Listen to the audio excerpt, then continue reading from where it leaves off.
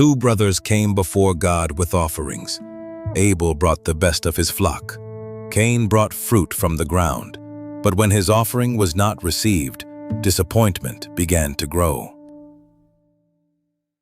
Cain and Abel were the first sons of Adam and Eve. Their family now lived outside Eden, in a world where work was difficult, choices carried consequences, and trust still mattered. The garden was closed, but God had not become irrelevant. Cain, the older brother, became a farmer. He broke hard ground, planted seed, watched the seasons, and waited for the soil to yield grain, fruit, and vegetables for the family. Abel became a shepherd. He guided the flock toward water, protected the vulnerable animals, and learned that good care required patience, attention, and a willingness to give his very best. Each animal depended on him for protection and direction. The brothers grew beneath the same sky.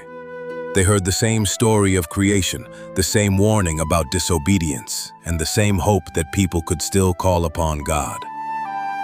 Neither brother was beyond the reach of faithful obedience. In time, both men brought an offering. Cain placed produce from the ground before God. Abel brought from the firstborn of his flock and offered the best portions with sincerity. Their gifts revealed something about worship, priority, and the heart. God looked with favor on Abel and his offering. Cain and his offering were not received in the same way.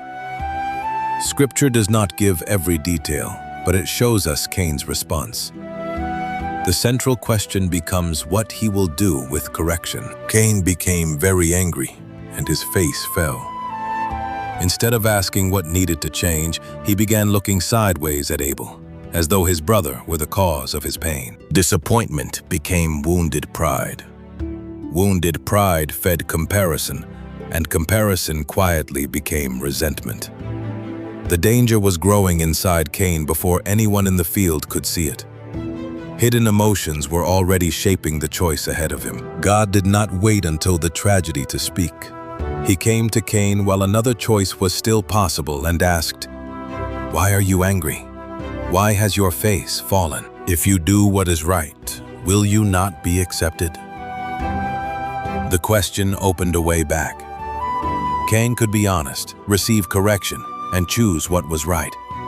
Rejection did not have to become his permanent identity. Then came the warning. If you do not do what is right, sin is crouching at your door. It desires to have you, but you must rule over it. Cain's anger was powerful, but it was not yet his master. He could step away, seek help, speak truthfully, and refuse to let jealousy decide what happened next. The warning itself proved that a different response remained possible. But Cain protected his resentment instead. He replayed the comparison, resisted the warning, and allowed a wounded thought to harden into a destructive intention. What he refused to confront began to direct him. Cain spoke to Abel and led him away from home. The brothers crossed the cultivated ground toward an open field, far from the familiar shelter of their family. Abel walked beside him without seeing the resentment Cain carried. There, Cain allowed anger to take control. Scripture says he attacked his brother. We do not need to picture the violence to understand the terrible loss that followed. A choice made in anger could not be taken back. The field became still.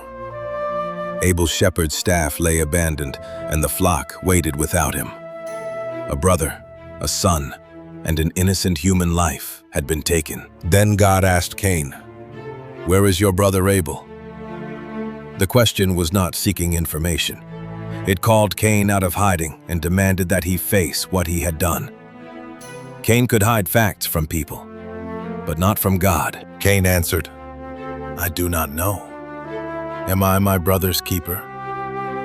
His words tried to escape responsibility, but the truth remained.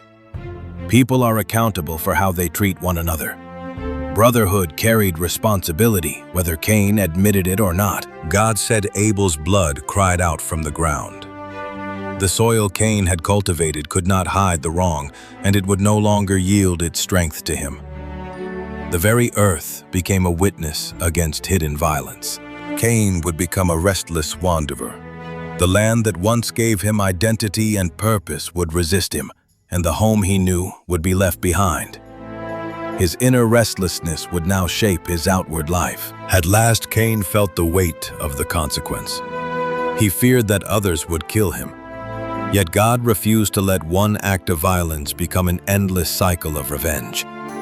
Judgment did not give everyone else permission to destroy. God placed a protective mark on Cain. The mark did not declare him innocent or remove the consequence, but it showed restraint. Justice would not become uncontrolled vengeance. Mercy limited further bloodshed without pretending the first wrong was small. Cain left for the land east of Eden. His story warns us to confront jealousy early, tell the truth about anger, and seek resentment before resentment rules us. Correction can be painful, but hidden bitterness is far more costly. Every human life matters to God.